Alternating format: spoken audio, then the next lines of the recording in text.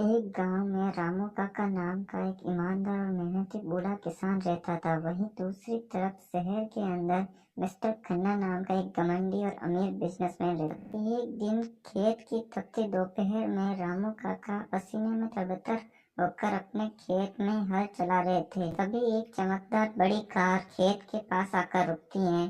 Car से mister Khanna बाहर निकलते हैं और बाहर आकर कहते हैं, अरे ओ किसान, क्या रखा है इस मिट्टी और कीचड़ में? दिन भर खटते हो, फिर भी दो वक्त की रोटी मुश्किल से मिलती है। मैं यहाँ एक फैक्ट्री बनाना चाहता हूँ, ये जमीन मुझे बेच दो। इतना पैसा दूंगा कि तुम्हारी 7 पीढ़ियां बैठकर खाएगी। क्यों इस मिट्टी को धो रहे हो? तभी राम काका मुस्कुराते हुए कहते हैं, साहब, ये मिट्टी नहीं, माँ है मेरी, और माँ का सौदा नहीं किया जाता। तभी मिस्टर खन्ना कहते हैं, इमोशनल बातें छोड़ो काका, पैसा बोलता है।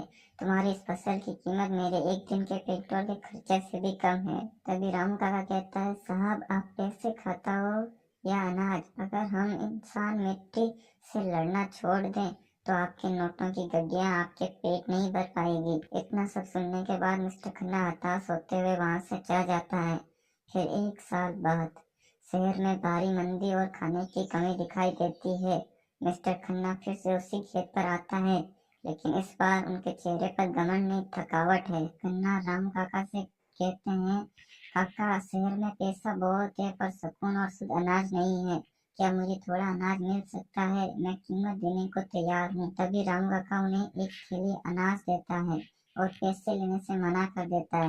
और राम काका कहता है, साहब, बिजनेसमैन वो है जो मुनाफा कमाए और किसान वो है जो दुनिया का पेट भरे। आज समझ आया कि असली सोना तिजोरी में नहीं, खेत में उगता है।